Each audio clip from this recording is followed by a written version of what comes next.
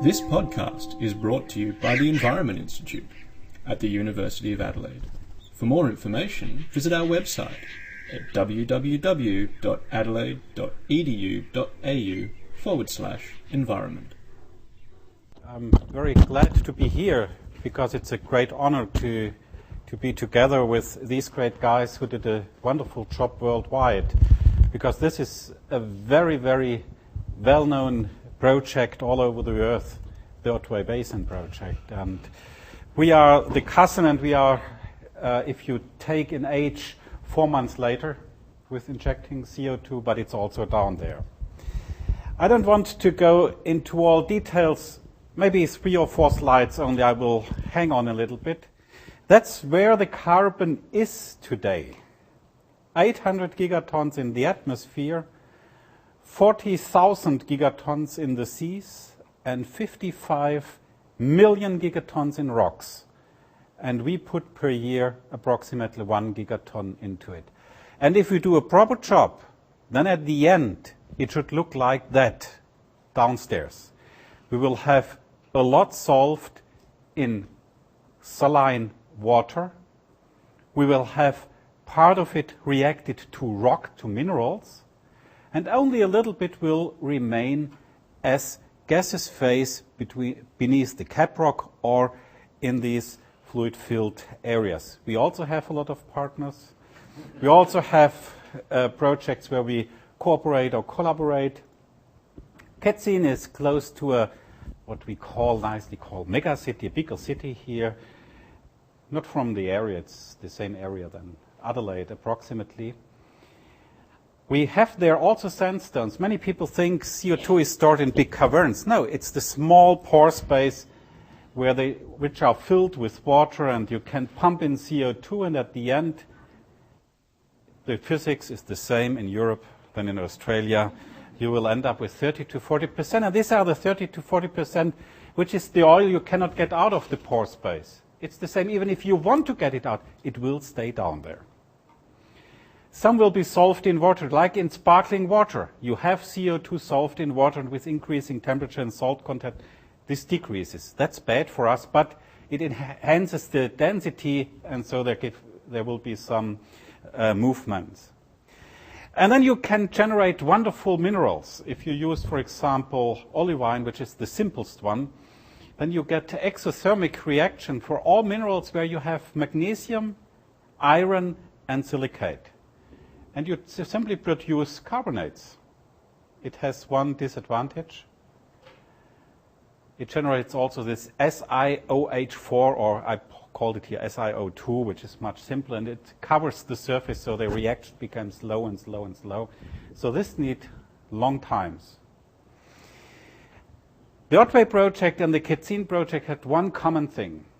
We were the only one which made risk assessment prior to the storage. All the others experiment, they simply stored, not thinking about a real risk assessment. Seismic risk, we looked at the cores, we looked at our anticline, we compared it to a 3D seismic, we made lab experiments on these rocks with CO2, what will happen. We make a risk analysis scenario, and there I want to stay 2 or 3 minutes. That's one of the longer slides. When we pump CO2 in the underground, the first thing many people think is CO2 is poisoning because it's an environmental poison. But sometimes we drink it. The second thing people think, you can burn it. I'm very glad you are laughing. Scientists are laughing, but there are many people think if you put something underground, a gas underground, it will be a burning gas. All the other is foolish. But if you have here running around, even there on top, there is a fire extinguisher with CO2. So it does not burn, it makes the opposite. But there is a risk. If you have too high CO2 concentration, it's like being underwater. You cannot breathe anymore. So the risk is if you have a basement and CO2 comes in slowly, then you have the same results as if you produce wine. And you need the same precautions than if you are a wine producer. If it's on the surface and if you have a slight wind, nothing will happen.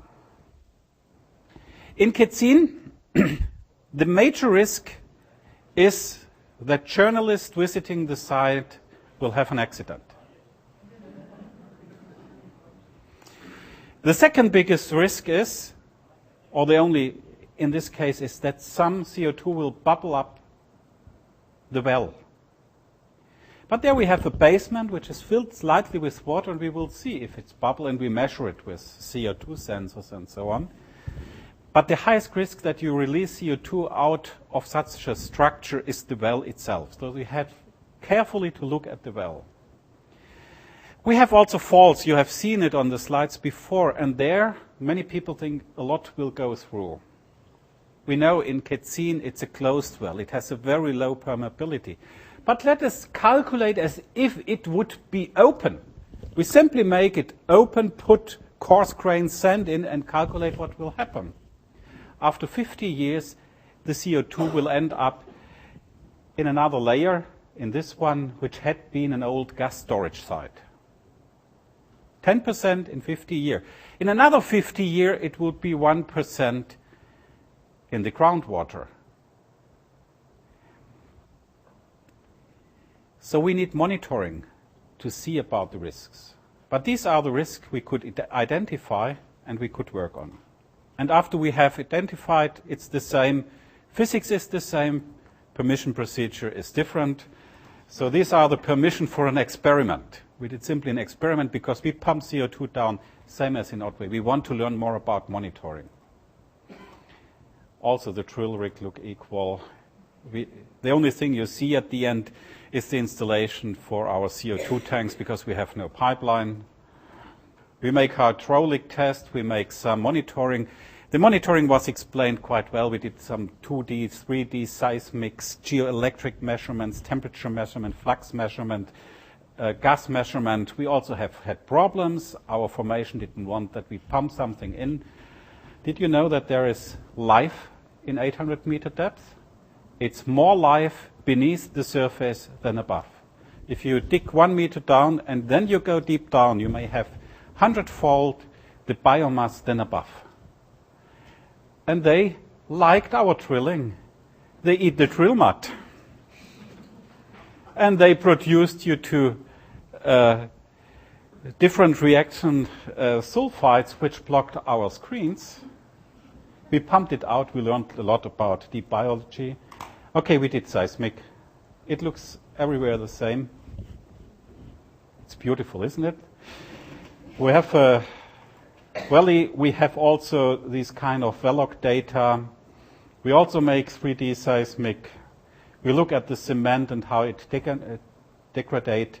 I don't want to go into detail, but cement you have to look at. So that's a gas storage. So I go skip so that we have more time to discuss afterwards. That's the same plant, injection facility. Okay, oops, that's the wrong way now. That's another project, so I skip this. Let's go back to Ketzin. We started injection, and now I will teach you something about how to look at data. No, I don't teach you. You know this already.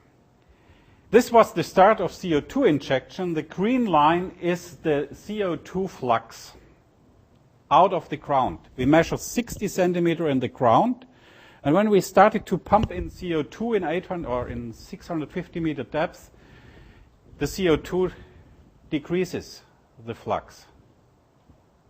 If we had started this way and we could tell everybody we saved the world, we reduced CO2.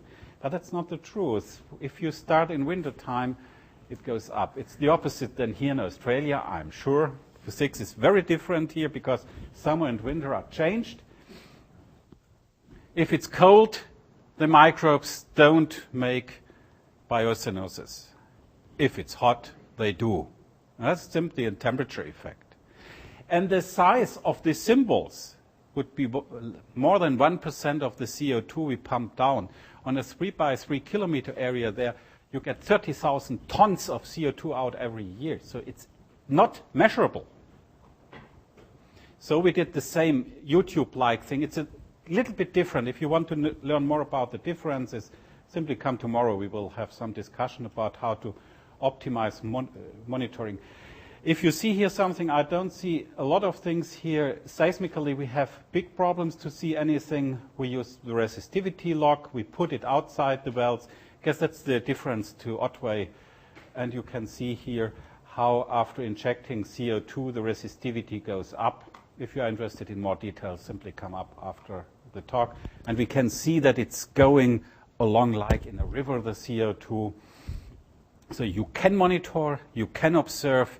You have to deal each site differently, you have to monitor each site differently, and you have to be very careful about that. And the big difference to many other storage of waste and etc. is as longer you wait, as more secure the storage will be. Because the process like solubility, like mineral trapping, or this trapping the residual in the pore space will increase. And I have a simple experiment here. This is how CO2 storage works. You can also use sparkling water, but it's not as fun. And now I'm working now against law because here it's written no drinking, but I guess it's beyond this line here. Do you know, if we want to pump CO2 into the underground, how much pressure we need to pump it down in Katzin? Do you know how much pressure is in champagne, in a bottle of champagne? German law says it needs to be at least 7 bars. That's the pressure we have also in. And it's held by this few millimeter of glass. The rocks we have above are denser, have a lower permeability than concrete. But the problem is we have pressure, and I don't know if it works. With my broken fingers, I cannot do it. Can you open it? It should make bang.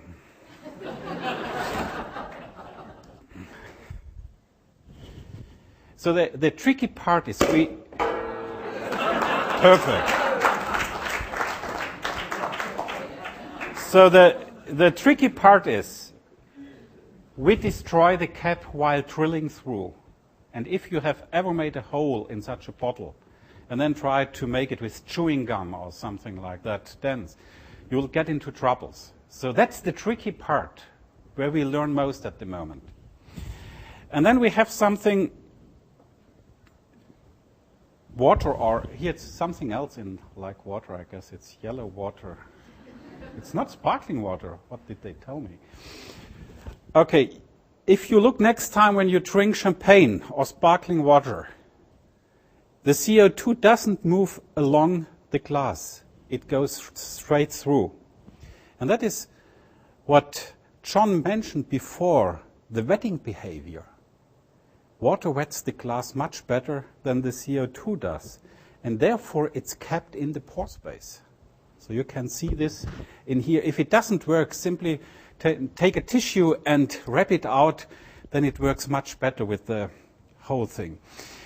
And many people think CO2 is very poisoning, very risky, so I thought my colleagues and I could make a self-test proving you that CO2 is very dangerous. If you put your nose here, you have 100% of CO2 plus a little bit of flour. So John, come on.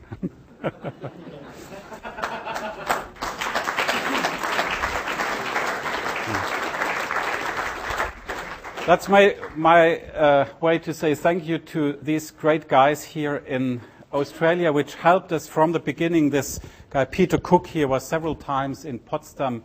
We discussed many issues, and I'm here to learn a lot from the Australian cousins here.